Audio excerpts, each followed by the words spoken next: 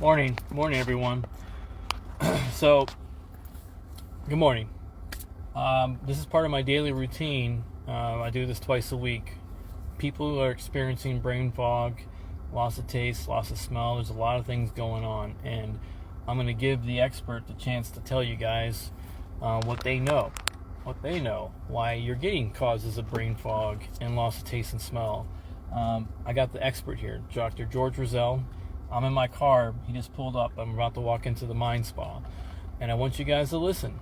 I want you to listen from an expert, not just from me. It's to someone I've been going to for months. He's actually walking up right now. You can see him. There's Dr. Rozelle. He's waving at me. Now, a little funny thing. Starbucks that I go to shut down. No word, no warning to shut down. 3 days ago. And I go to the other one and ask what happened, and they're like, "I don't know. I wonder if it's been from an outbreak." So we're going to walk in here in just a minute. So tune in. We're going right into his office. There's no wait for me. We've been doing this for months now, where I go every Tuesday and every Thursday from 11 to 12 to get treatments from him. And when I first started seeing him, he didn't quite understand what the coronavirus was at the time, meaning it wasn't really that much of a talked about issue, and now he's very aware of it. And thanks to him, we've helped change some history by brain mapping my brain map. We'll talk about it. All right, so let's get right into it. I'll show you where I'm walking to, so you know it's a legit center. It's the Mind Spa here in Sarasota. I already let them know ahead of time that I was coming in. So if you ever wonder where I'm going and how I'm getting a lot of this other great information, this is where I go to, okay? I'm going to put my little mask on.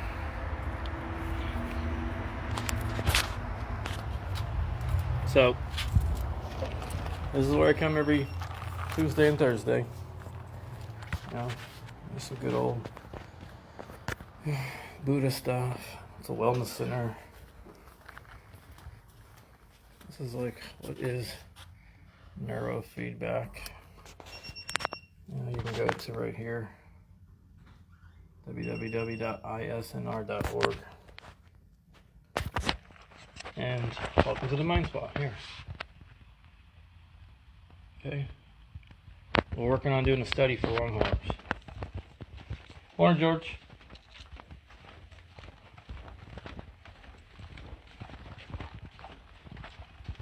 Dr. Rozelle? Yeah. Okay. We're live, so you know, on Facebook.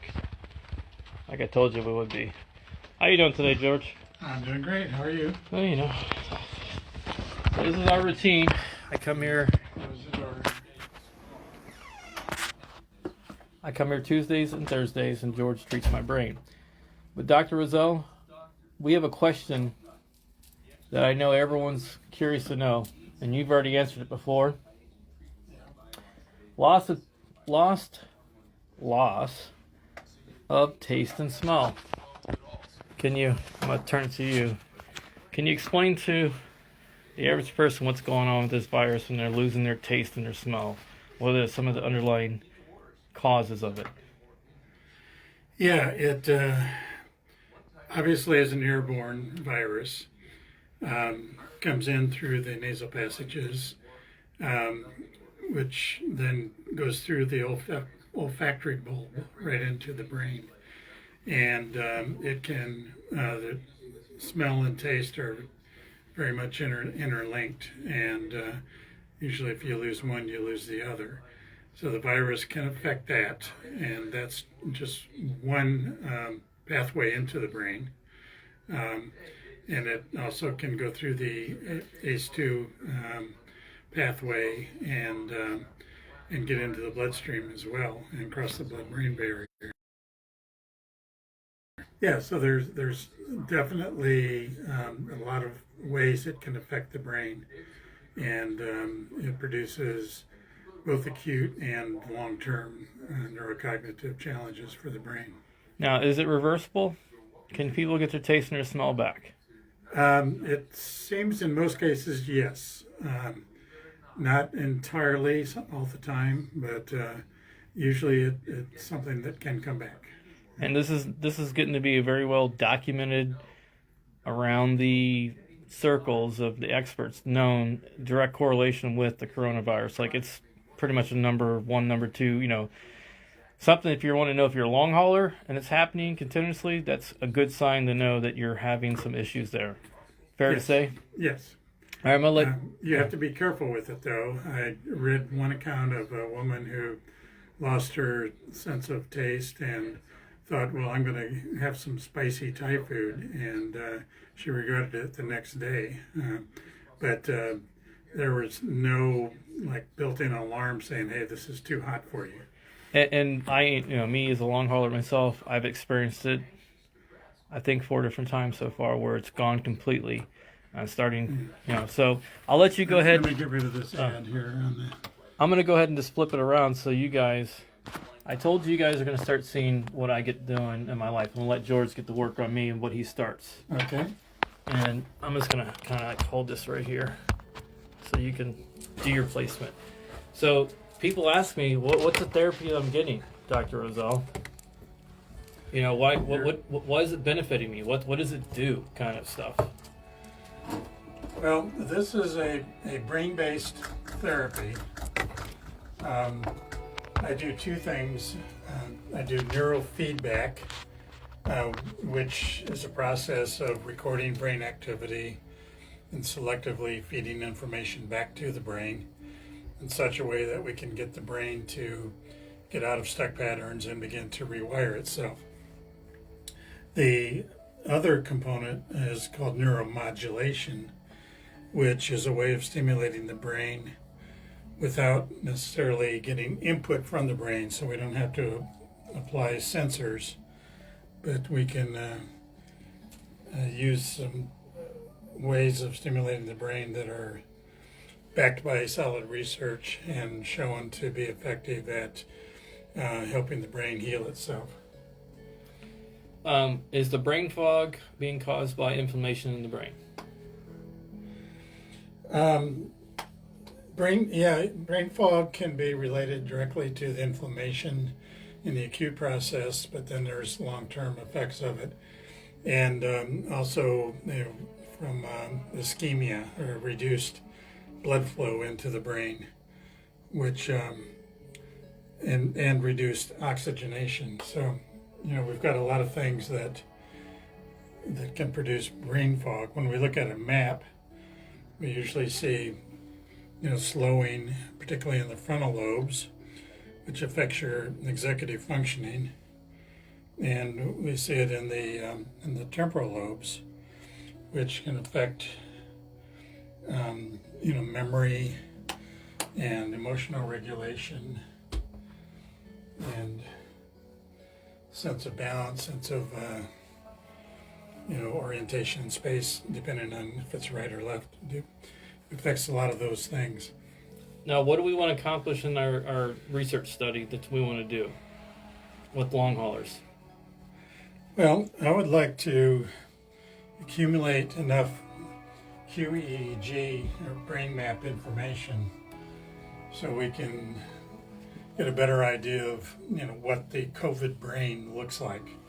Does it present in the same way or similar ways with everyone, or does it kind of target weak areas in the brain? But evidence from my colleagues seems to suggest that the primary things are the frontal slowing that I alluded to, and the temporal slowing. So I'm just going to add a little paste here. So these treatments not only we want to map to show where it's going on with the virus, but you also want to be able to give treatments for 10 weeks. Is that correct? Well, yeah, that's the main purpose, is to establish that we have ways of treating this and can help people recover from the long-term effects of the COVID. Now, I myself am really not a candidate for this program because I had a pre-existing brain trauma injury from an accident, correct? Correct. So we're dealing with a couple different things going on with me, but you have learned as much as I have in the last 4 or 5 months.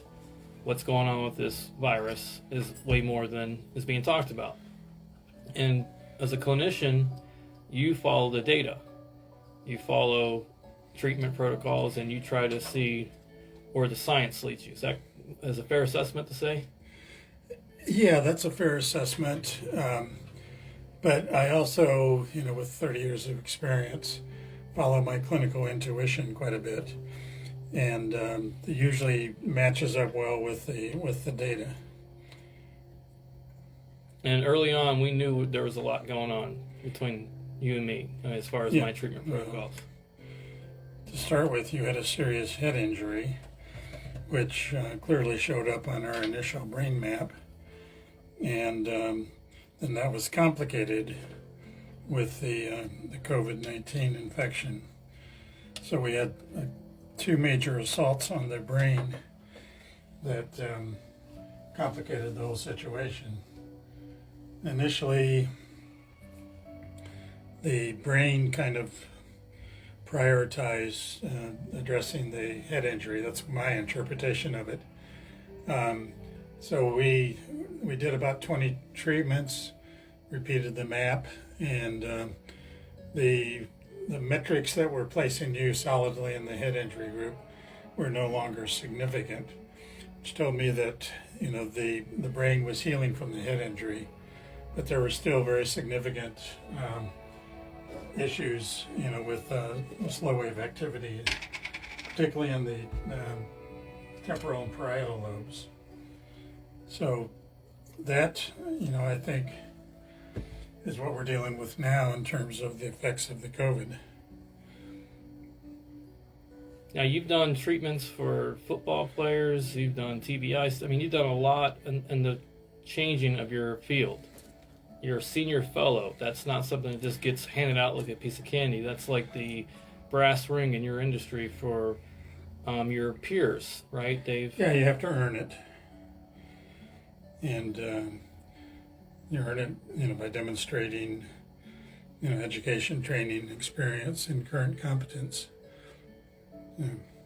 And you, with what you do here in Sarasota, if I want to go to your website, I'm curious. I've got brain fog. I've had all these issues, and I want to find someone who can treat me.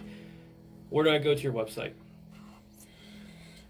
Well, you go to www.mindspasarasota.com, and that'll bring you to the Mind Spa website.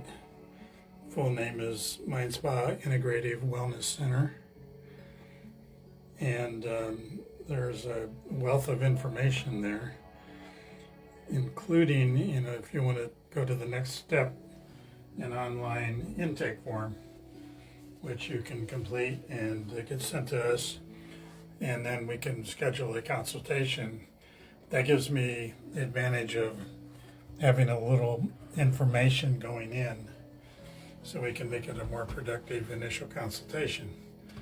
And then if it looks like, I feel that the person is a good candidate for treatment and they feel comfortable with what I have to offer, then, we can make a mutual decision to move forward.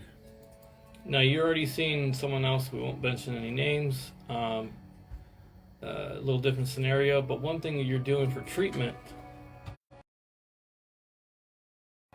which I've been getting from another location at Cold Laser Therapy RX, so you guys can see this, is infrared sauna therapy. You do that here, correct? Yeah, we have a far infrared sauna that is helpful for helping the body to detox and to reduce inflammation in the body. And the best way I was explaining to it is when it basically shuts everything down to where your white blood cells get a chance to fight back. Is that kind of a fair assessment when you're getting that type of sauna treatment?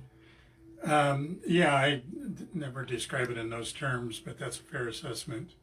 So the infrared light will penetrate deeper into the body, into the tissues, and it will warm the tissue in the body, which is why it's also used for cancer treatment, because the cancer cells can't tolerate it. But it has the advantage of not heating the air as much as a conventional steam sauna would. So it's much more comfortable to experience. Now, wouldn't you say it's also fair to say when you're sweating that much that you could possibly get out toxins in the body? Does that help? Oh yeah. We can tell, when people do a sauna, they go in and they take their clothes off and sit on a towel. And if they're full of toxins, when they get out of the sauna, the towel is very soiled with residue of whatever toxins are coming out of their body. Now, is that new? Is that technology new? No, it's been around for a while. We're learning more and more about the usefulness of using light on the infrared spectrum, from near infrared, about 810 nanometers, which we can use at a low level of intensity to actually stimulate the brain. And we can use, far infrared, which will produce more heat. And so there's infrared can be used in hot and cold therapies, and at various wattages, depending on how much power you want it to provide. So it's becoming a new technology. The term they use is photobiomodulation, which just means light therapy, which will lead to biological changes. So all the cells have light and color receptors, which we don't really realize, but light can have a powerful effect on the body. So you can get both treatments here. You can get the brain QEEG treatment, right? Right. And you can get the infrared. And another thing we talk about here, and your daughter, who's another doctor, she specializes in alternative medicines as well. And we were talking about gut therapy. The gut and the brain has a lot to do with each other. Is that correct? Absolutely. I learned that a long time ago when I was just focusing on doing the neurofeedback. I would get the brain working better and people would feel better. But if their gut wasn't healthy, it wouldn't last very long. And I've also seen cases where, the brain map was very abnormal.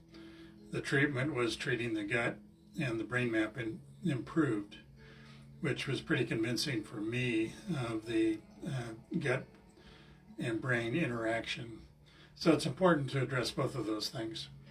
And I was doing a almost paleo type diet, high fat, protein, and it wasn't working with me. It was actually, I wasn't getting the nutrients I needed to my body, and it was affecting me, and I was losing 3 to 4 pounds of muscle a week. When I switched over to basically doing the shakes twice a day with berries, probiotics, Greek yogurt, a macro supplement on basically a superfood, then I stopped the weight loss, actually put a few pounds on, and it's been helping, but still there's a lot going on inside the body. Is that a fair assessment to say? Absolutely. And it's important to see someone who is well versed at nutrition, diet, and supplements, and being able to treat the whole body. That's why I like to bring in my daughter, Rachel, who's a naturopathic physician, and she can do a systemic review with people, identify all the areas that need to be addressed, and she can address them with diet, nutrition, supplements, and herbal remedies and homeopathic remedies. Her expertise is in homeopathy. No, it's not hilarious. It's ironic that old medicine is now new, or what they call alternative, but it's been used for thousands of years, right? A lot of the stuff. Yeah, that's correct. So Modern allopathic medicine is the alternative. and it's only like 120 years old. Yeah, something like that.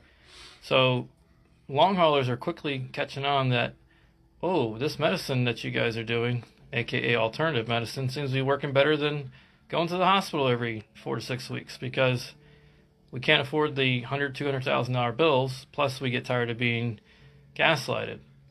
Now you're seeing something that's been new with me. You've been seeing me since June, correct? Correct. And I've been a hot mess ever since, but you've gotten to know me. You knew very little about COVID in the beginning. Is that a fair assessment? That is fair assessment. And nobody knew much about it, 6-8 months ago. And would you say I was pretty on top of it back then? Yeah. You jumped right into it and started learning as much as you could, and sharing information with other long haulers and doctors, and plus a little self-discovery there. Now, has any of it I've shared with you been inaccurate, or crazy data, or something that your peers can look at and go, yeah, it's definitely been peer reviewed. It's been done by professionals, not by just a Google magazine that I picked up. Yeah. There's good scientific validation for everything that you've done. And ideally, medication has its place, and it can be properly dosed and timed. It can be an important part of the prevention and treatment cocktail that seems to produce the best results. But standard things like vitamin D, vitamin C, vitamin B complex, all of those are very important. Minerals such as zinc and magnesium, very important.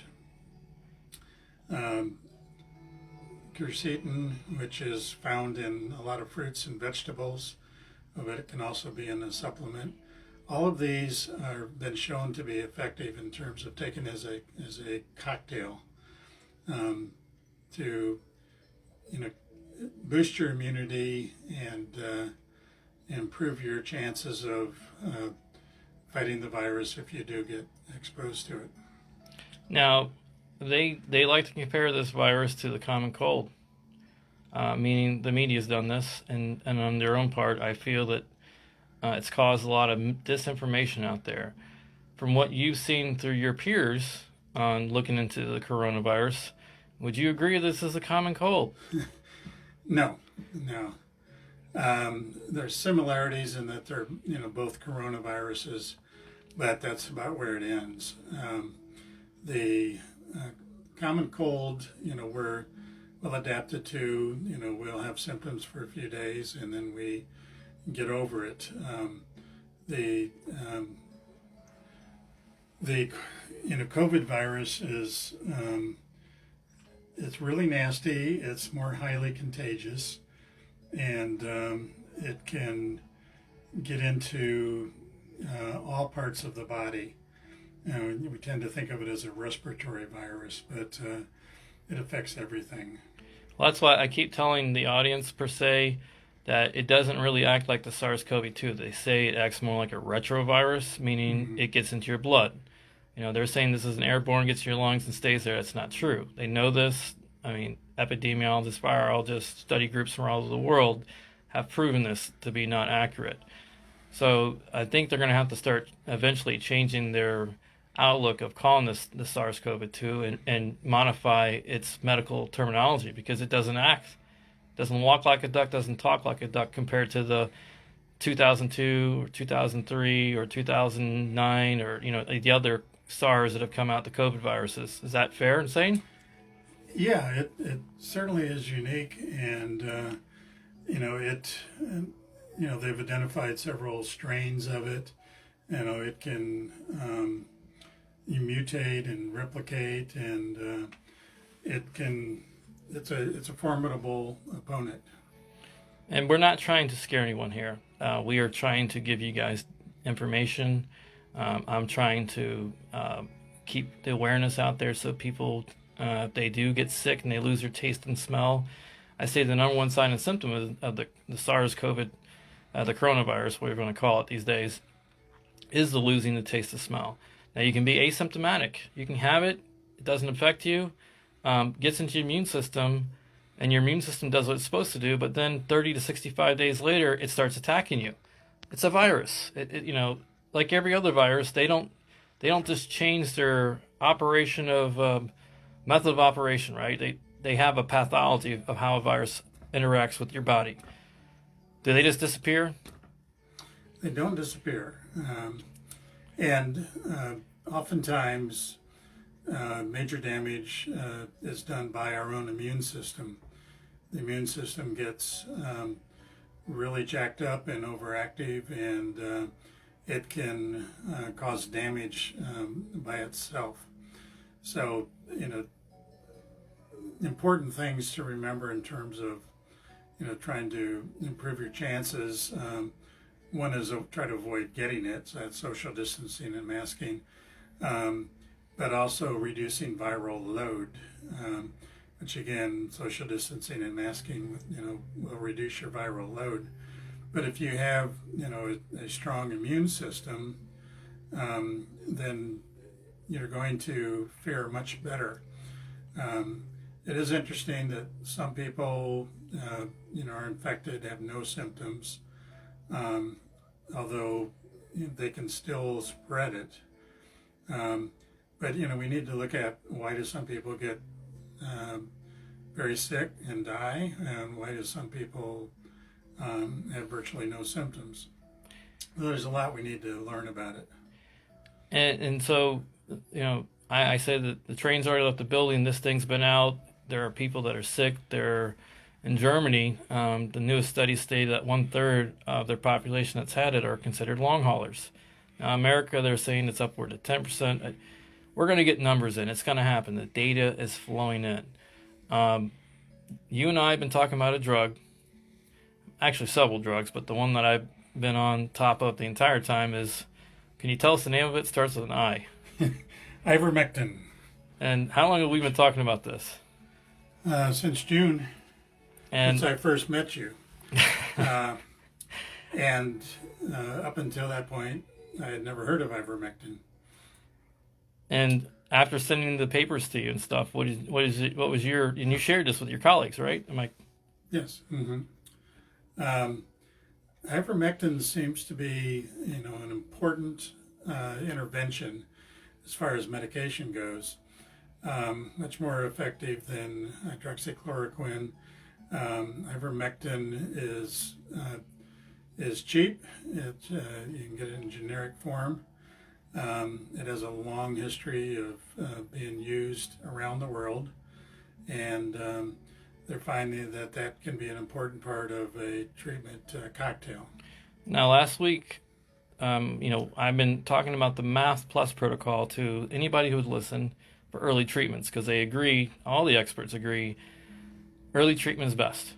Within the first 5 to 9 days of you catching this, if you're getting a cocktail, you mentioned cocktail, but a drug cocktail from these doctors, a prednisone, azithromycin, indomethacin or hydroxychloroquine, they're both viral shredders, meaning they stop the replicating factor down. Am I inaccurate in saying that? No. And then it gives your chance your immune system to catch up.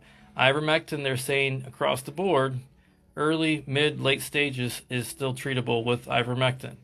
Now, the doctors that created that MAST Plus protocol, Thursday last week did a press conference. I don't know if you've seen it or not, but they updated the MAST Plus protocol to the iMask Plus protocol.